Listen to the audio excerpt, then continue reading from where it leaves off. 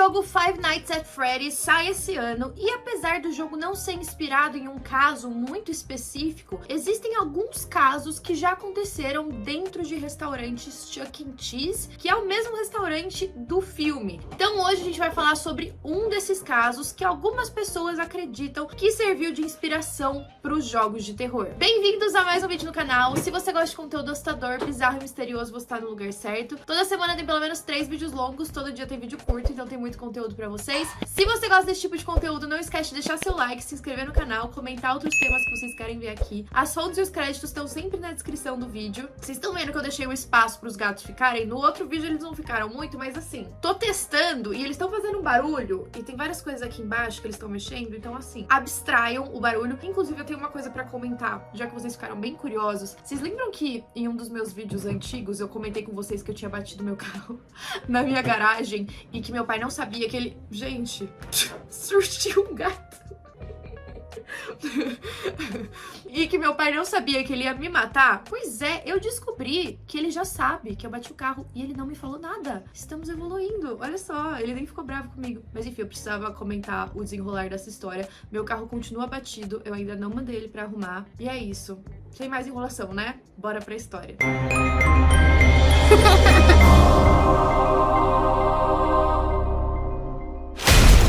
Em 1993, a polícia recebeu uma chamada de emergência de um homem dizendo que havia uma pessoa baleada dentro da casa dele. Emergency 911. Listen, I have a man who's been shot in my house right here. He came from Chuck E. Cheese. Essa pessoa tinha acabado de sair de uma lanchonete Chuck E. Cheese e disse que no local tinham várias outras pessoas feridas. Como resposta, a pessoa que estava atendendo a ligação já falou: coloca outra pessoa lá no Chuck E. Cheese. Deu a impressão pela chamada de emergência que eles já tinham a noção de que algo estava acontecendo naquele lugar. O dia era 14 de dezembro, como todos os outros dias, a equipe que trabalhava à noite estava se preparando para fechar o restaurante. Só que 4 horas depois, 4 pessoas tinham morrido, uma estava ferida e a cidade toda estava confusa. Para quem não sabe, a Chuck E. Cheese é uma rede de restaurantes que foi fundada no Texas e é uma rede muito familiar. Então, quando você vai lá, você pode jogar fliperama, tem jogos de videogame, você pega umas fichinhas para poder jogar. Então, muitas pessoas vão com as suas famílias. E além disso, existem animatronics lá dentro. Para quem não sabe o que é um animatronic, é basicamente um animal eletrônico, então é um animal robô, e isso é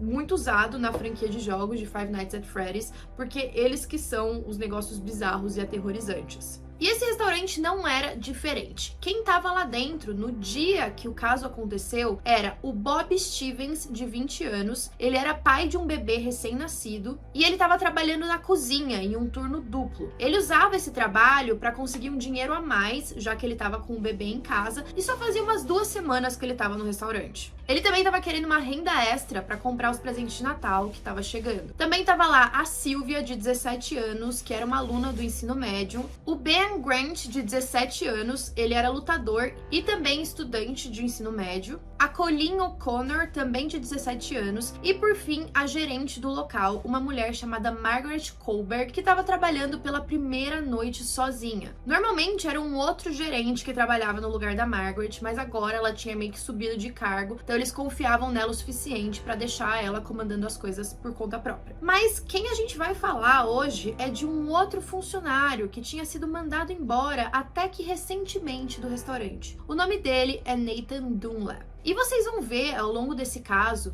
que assim que a gente consegue um julgamento, a história não acaba. Ela ainda tem um grande desenrolar. O Nathan tinha sido mandado embora da lanchonete depois de trabalhar lá cerca de 2, 3 meses. Ele tinha alguns problemas de disciplina e também com os horários, além dele não fazer um bom trabalho lá dentro. Então ele entrou em uma discussão com o gerente responsável na época e foi mandado embora. O Nathan nasceu em 1974 e ele teve uma infância bem turbulenta. Ele não sabia o nome do pai verdadeiro dele, afinal ele os abandonou quando ele era criança. A mãe dele, a Carol, conheceu um outro cara chamado Jerry Dunlap e ele cuidou tanto do Nathan quanto dos 2 irmãos dele. A Carol sofria de transtorno bipolar, assim como o irmão e o pai dela. E o transtorno que ela tinha era bem grave. Às vezes, quando Nathan era criança, ela andava nua pela casa. Ela também acordava as crianças no meio da noite, ela ficava acordada a madrugada inteira por dias seguidos, movendo os móveis da casa e limpando sem parar e não tinha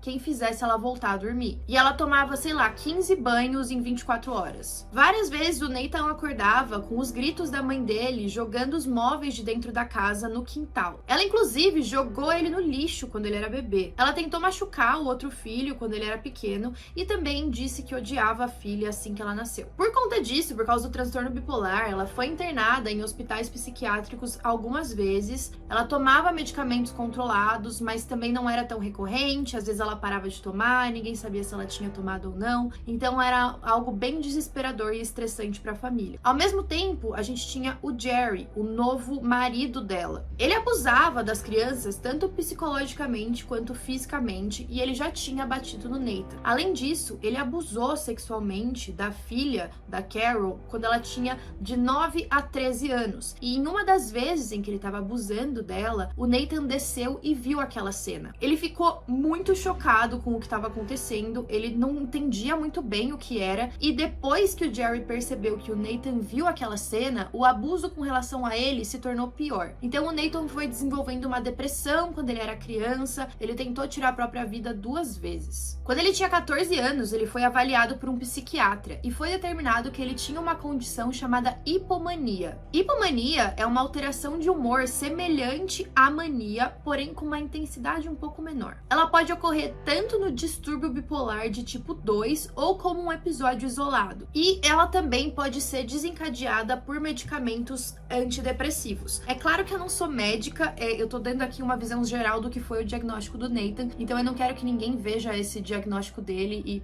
sei lá, tente se automedicar ou coisas do tipo, porque eu já vi isso acontecendo. E também, como essa condição tem a ver com transtorno bipolar, a gente percebe que faz sentido, porque parece que aquele transtorno era algo que tava na família. O Nathan, com 15 anos, já começou a vida no crime, ele cometeu vários roubos e foi preso algumas vezes. Só que quando ele foi preso, ele foi parar em um hospital psiquiátrico, então ele cumpriu pouquíssimo tempo e depois já saiu. Só que quando ele saiu, ele começou a entrar pro tráfico de drogas, ele tinha um amigo específico que ajudava ele a fazer esses corres, então ele voltou a ser preso algumas vezes. E aí um dia, quando ele tava nessa vida, indo e voltando, ele já tinha mais ou menos uns 19 anos, ele tava no ônibus e ele conheceu uma garota chamada Tracy. A Tracy tava com os amigos ali dentro e ela começou a reparar no Nathan. Ela achou ele bem atraente, sentiu que queria conversar com ele, e aí o Nathan tomou coragem de conversar com ela e acabou que eles se deram muito bem. Eles até começaram um relacionamento. Ele foi o primeiro namorado dela, ela tinha 16 anos e ele tinha 19, ou seja, ele era maior de idade e ela não, mas a família da Tracy não pareceu se importar. E aí agora a gente volta pra maio de 1993, quando Nathan foi trabalhar naquele restaurante Chuck E. Cheese. A irmã dele já tinha trabalhado lá, e o restaurante era localizado em uma cidade chamada Aurora. A cidade é bem pequena, bem tranquila, a taxa de crimes lá é muito baixa, ninguém nunca viu nada muito extremo. Mas só 2 meses depois, em julho, ele entrou naquela mesma discussão com o gerente que eu já comentei com vocês, e isso resultou no gerente ficar bem irritado. Ele já estava pensando em demitir o Nathan porque não estava feliz com o trabalho dele, não achava ele comprometido, ele sempre se atrasava, e além disso, quando ele estava trabalhando, o trabalho dele não era bom. Então o Nathan foi mandado embora. Só que depois dessa demissão, o Nathan continuou visitando o restaurante. Ele ia lá pra jantar, pra jogar os jogos, às vezes ele conversava com os funcionários e ex-colegas de trabalho dele. Só que ele também comentava sobre esse tal gerente que tinha demitido ele e como ele gostaria de bater nesse cara. Na noite do dia 14 de dezembro, ele entrou no restaurante, como ele sempre fazia, e começou a jogar um jogo de tiro no videogame. O jogo se chamava Hogan's Alley. Ele também pediu um sanduíche e ligou para a namorada. Conversando ali com os funcionários que estavam servindo ele, ele descobriu que o gerente que tinha o demitido não estava trabalhando naquela noite. Isso era mais ou menos 9 horas, só para vocês entenderem. O restaurante estava quase fechando, o horário do fechamento era às 10. Quando Nathan percebeu que todos os clientes já estavam indo embora, ele foi se esconder no banheiro. O restaurante é fechado, os outros funcionários não percebem que ainda tem algum cliente lá dentro. E aí, quando Nathan vê que tudo se acalmou, ele sai de dentro do box que ele estava escondido, vai até a frente do espelho, ele se olha e ele começa a pensar consigo mesmo: tá, eu consigo fazer isso, eu tô preparado. E aí ele pega uma arma e anda pra fora. O Bob Stevens tinha feito uma pausa quando o restaurante fechou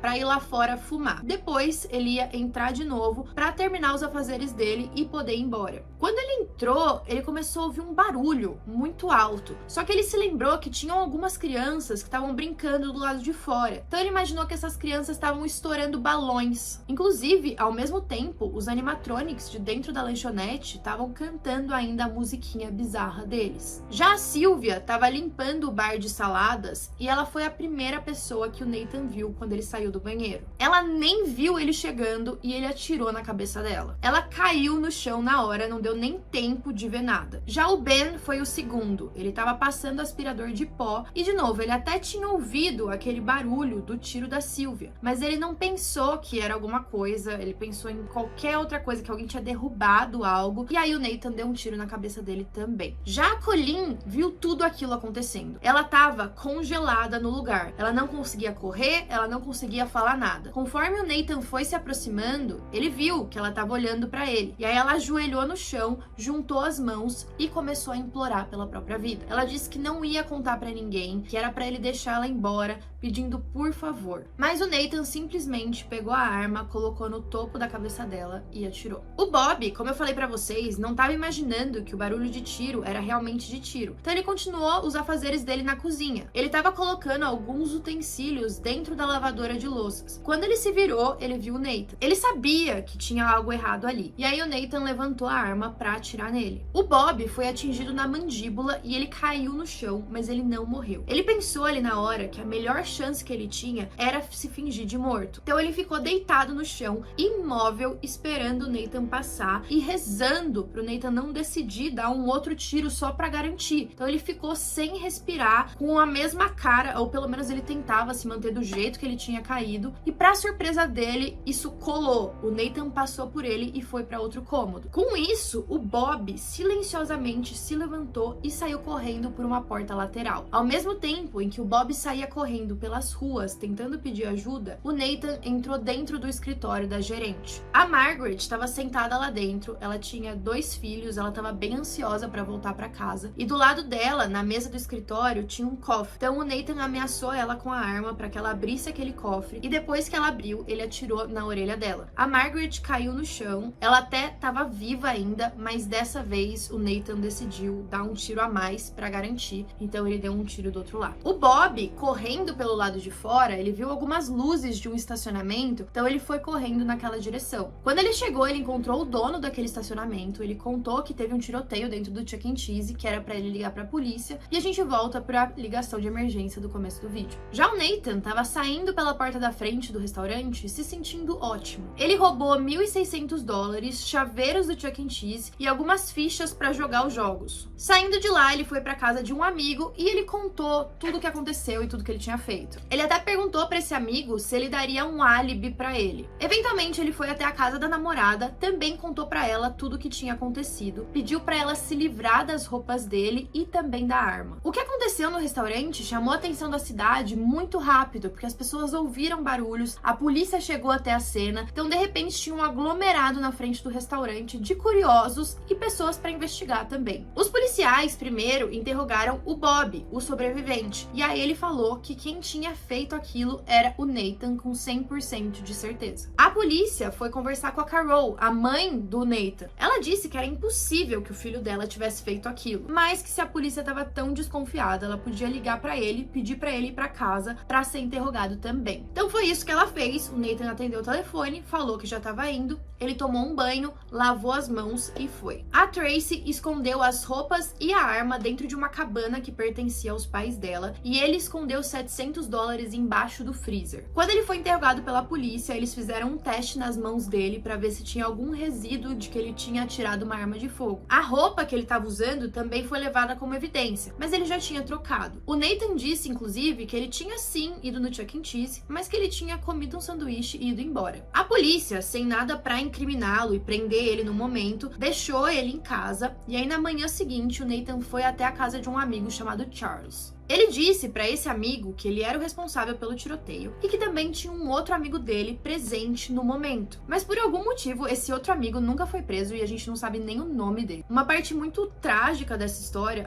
além de todo o resto, né? Mas uma parte bem difícil é que a Sylvia, a primeira que se machucou, ela foi levada para o hospital e ela ainda estava viva, ela estava respirando, mas infelizmente depois de algumas horas ela não aguentou. Quando a namorada do Nathan, a Tracy, foi interrogada, as coisas mudaram. Ela confessou que o Nathan tinha chegado na casa dela pedindo para ela se livrar das roupas e da arma e que ele estava com bastante dinheiro. Foi aí que a polícia tinha o suficiente para prendê-lo. No dia 23 de dezembro, mais ou menos 10 dias depois, ele foi acusado. A pena de morte não era aplicada no Colorado desde 1960, mas as pessoas estavam pedindo por isso. O Nathan queria a todo custo evitar a pena de morte, então ele estava disposto a se declarar culpado em troca de pegar só a prisão perpétua. Em só 3 horas, o júri considerou o Nathan culpado e ele foi sentenciado pelos 4 assassinatos. Ele não demonstrou muita emoção durante o julgamento todo, mas quando ele ouviu a sentença, ele ficou muito exaltado. Ele se levantou, ele começou a falar para as famílias das vítimas que ele não se importava com elas, que ele não tava nem aí. Ele ficou muito bravo. Várias pessoas tiveram que segurar ele.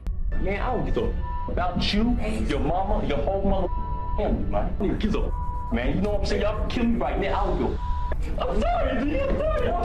I'm sorry. I'm sorry. Man, you know what I'm saying? Ao mesmo tempo, ele se perdeu completamente e começou a gritar. Isso fez com que as pessoas vissem o quão violento ele poderia ser. Nos anos que se seguiram, depois que o Nathan foi preso, ele começou a ter vários comportamentos estranhos na prisão. Ele tentou escapar, ele fez várias tatuagens, uma delas tinha uma arma escrito por todos os meios necessários. E ele também ameaçou uma das testemunhas do julgamento dele. A Tracy e a mãe dela também foram condenadas por participação, lembrando que as roupas e a arma estavam na casa da mãe da Tracy, então por isso que ela foi condenada também. Mas a Tracy ficou só 5 anos e depois saiu. A princípio, foi dada a pena de morte pro Nathan. A data em que ele ia morrer era em 2013. E aí vocês me perguntam, tá, mas a pena de morte foi cumprida ou não? A resposta é não. E agora a gente vai para a segunda parte dessa história. A defesa do Nathan precisava alegar alguma coisa para que ele conseguisse fugir da pena de morte. Então eles começaram a pensar no comportamento dele, de como ele estava sendo dentro da prisão, dos ataques de raiva e de violência que eles tinham. E aí eles começaram a pensar, tá, será que com essas crises de mania e de violência ele era apto para julgamento? O Nathan, preso dentro da cela, estava tendo vários episódios de violência. Ele pegava fezes e passava nele mesmo e nas paredes. Ele também ficava balançando para frente e para trás e murmurando sozinho. Inclusive, ele foi colocado em uma cela separada que era acolchoada para evitar que ele tentasse tirar a própria vida. A própria irmã do Nathan foi visitá-lo na prisão e disse que quando olhou para os olhos dele, ela se lembrou dos olhos da mãe quando ela tinha os episódios de bipolaridade. Alguns psiquiatras que foram designados para isso avaliaram ele por algum tempo e eles determinaram que ele era sim competente para um julgamento e que, além de tudo, ele estava fingindo estar doente. Eles disseram que ele inventava sintomas consistentes com o que ele acreditava ser verdade. Só que a defesa acreditava que essa análise dos psiquiatras estava muito errada, porque eles nunca tiveram acesso ao histórico médico tanto do Nathan quanto da família dele. Nessa mesma época em que toda essa história estava rolando, o Colorado executou um cara chamado Gary Lee Davis depois de 3 décadas sem aplicar a pena de morte em ninguém. E aí os guardas da prisão começaram a provocar o Nathan. Eles falavam, tá vendo? Um cara foi executado, você vai ser o próximo. E aí no dia seguinte, depois dessas ameaças, o Nathan teve um episódio de mania. Ele começou a gritar, reclamar, delirar e ele precisou ser hospitalizado. Importante mencionar que ao longo dos primeiros anos de prisão do Nathan, ele deu algumas entrevistas para veículos de notícia, enfim. E quando perguntavam para ele sobre os assassinatos, sobre o que ele fez, sobre as famílias das vítimas, ou até mesmo se ele se arrependia, ele não demonstrava nenhuma emoção. Inclusive, ele dizia que ele não se arrependia, que pra ele a morte não era nada. Então, ele nem se importava com o que ele tinha feito. Does it bother you that they're dead, Nathan? Why? I guess because for me, death ain't nothing. I'm not afraid of death. Depois que ele foi hospitalizado por esse episódio de mania, ele contratou um novo time de advogados que decidiu usar a defesa unicamente sobre essas questões psiquiátricas. Os advogados alegavam que ele não teve um julgamento justo, só que isso irritou muito as famílias das vítimas e a população em geral. Em junho de 2005, então a gente já tá falando de 12 anos em que o Nathan tinha cometido o crime, aconteceu um outro caso que foi muito importante para a decisão dele. Um homem chamado Javá Marshall Fields e a esposa tinham saído para jantar, os dois tinham acabado de se formar da universidade. E aí eles estavam saindo de carro do restaurante, eles pararam em um sinal vermelho e aí do lado do carro deles parou outro carro que começou a atirar. Infelizmente, os dois faleceram. O Javá tinha acabado de testemunhar no caso de um assassinato de um dos melhores amigos dele que aconteceu em um churrasco. Ele estava recebendo ameaças de morte para que ele não testemunhasse, mas ele decidiu ir mesmo assim, queria fazer justiça pelo amigo. Meses depois do Javá e da namorada terem morrido, dois caras relacionados também com esse assassinato no churrasco foram presos, o que indicava que eles estavam cumprindo aquelas ameaças de morte. Só que quando esses dois foram presos, a população de novo começou a vibrar pedindo a pena de morte para os dois. Inclusive, a mãe do Javá se tornou uma grande defensora da pena de morte. Ela tentou fazer leis passarem para aprovar a pena de morte, mostrar para as pessoas como isso era importante. Ela foi em vários veículos de notícia, ela falava no governo. E aí a gente estava nesse debate. Ao mesmo tempo, em 2006, o Nathan foi finalmente diagnosticado com transtorno bipolar e ele foi medicado. A partir disso, dizem que o comportamento dele mudou drasticamente. E aí ele se tornou um prisioneiro modelo. Os anos foram se passando, a pena de morte continuava em discussão e um dos principais pontos que eles queriam abolir essa pena é que gastava muito dinheiro do Estado. Só para vocês terem noção, o caso do Nathan, para manter ele no corredor da morte, o Estado estava gastando 18 milhões de dólares. Isso porque um caso desse se estende por muito tempo. Tem várias apelações, várias pessoas trabalhando, tendo que julgar, só para decidir se ele vai continuar no corredor da morte ou não. E de novo, ninguém que recebe a pena de morte fala, tá, você vai ser condenado à morte e vai morrer semana que vem. Não. Normalmente é bem lá na frente, a pessoa fica uns anos presa. Essa lei, aprovando a pena de morte, até tinha passado inicialmente, mas ela caiu no Senado por um voto. Isso porque, para você aprovar, todo mundo tem que votar a favor. Então teve uma pessoa que votou que não. E aí também começou todo um debate pela questão racial. De todos os crimes violentos que tiveram no Colorado, as pessoas que estavam no corredor da morte eram 3 homens negros. Por que nenhum homem branco estava recebendo a pena? E foi aí que o caso do Nathan voltou para a mídia. Em 2012, a última apelação dele foi recusada. A data de execução foi marcada para agosto de 2013. E aí o Nathan decidiu apelar para a única coisa que ele tinha. Ele fez uma petição de clemência para o governador do estado. Esse governador estava no poder desde 2010. A petição do Nathan estava acompanhada de um vídeo. Nesse vídeo, ele dizia que ele estava arrependido pelo que ele tinha feito. I do not want to cause the victim's families, Bobby Stevens, anybody, any more pain that I've already caused. Ele disse que na época o transtorno bipolar estava tomando as decisões por ele. E ele também pedia para a sentença dele ser transformada em prisão perpétua. Ele também comentava que a doença mental dele não foi levada em consideração durante o julgamento, além da pena de morte ter essa questão racial. O promotor, em contrapartida, teve que mandar meio que uma resposta para isso, e ele disse que não tinha nenhum indício de doença mental na época do julgamento, por isso que não foi levado em consideração. Ele também mandou pro governador fotos da cena do crime, fotos das pessoas que morreram, fotos das famílias, cartas deles, depoimentos. E aí o governador tinha uma tarefa muito importante. Ele precisava decidir se o Nathan ia continuar a ser executado pela pena de morte ou se agora ele ia ter uma prisão perpétua. Então vocês imaginam a pressão que estava em cima desse cara para ele tomar a decisão. O público lá pedindo pena de morte, mas o governador sabia que a decisão dele ia afetar diretamente no governo e em uma possível reeleição, né? Não vamos pensar que ele não tava com essas coisas na cabeça. O governador, então, decidiu entrar em contato pessoalmente com as famílias de todas as vítimas e ele conversou com todas elas. Todos eles defendiam a pena de morte, com exceção da família da Colleen. A mãe dela se sentia diferente. Ela disse que ela não queria mais aquilo na vida dela, pensar em mortes, que ela estava tentando curar as feridas nesses anos que se passaram, então ela só queria que aquilo acabasse. E aí, no dia 22 de maio, ele chamou todas as famílias para poder informar a decisão dele. Ele decidiu dar um indulto temporário ao invés da clemência por respeito à lei. Ou seja, ele ia adiar temporariamente a execução.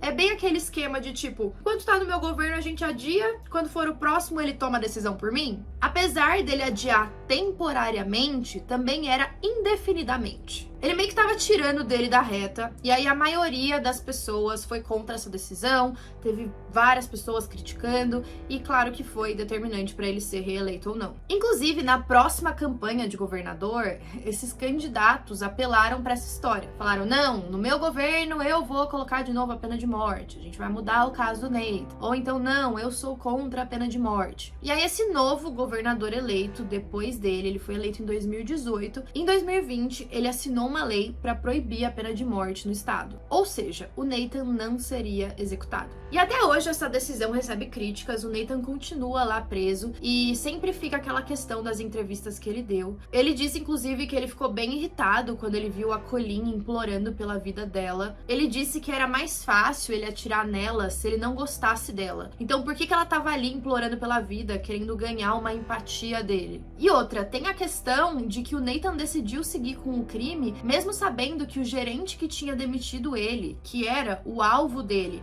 e a pessoa que ele sentia raiva, não estava trabalhando naquela noite. Ele matou várias pessoas inocentes. Pra quê? Pra se vingar de uma pessoa que nem tava ali? Não que isso fosse justificável de qualquer forma, mas se ele não tinha a intenção de matar, se ele tinha um objetivo, sei lá, o que quer que seja, por que ele tomou a decisão? Por que as pessoas inocentes tiveram que morrer também? Ele tentou explicar essa decisão dele, ele disse que essas pessoas eram testemunhas de um crime, então elas precisavam morrer, mas ainda assim, se você não tivesse cometido crime nenhum, não ia ter testemunhas. Enfim, esse caso me deixa muito irritada, eu não sei no que acreditar, eu sei que essas doenças mentais são bem complicadas, realmente, às vezes acontecem umas coisas que a gente não consegue explicar, mas eu sei, eu acho que nesse caso é muito mais do que isso. Quero saber a opinião de vocês, então comentem aí e até a próxima.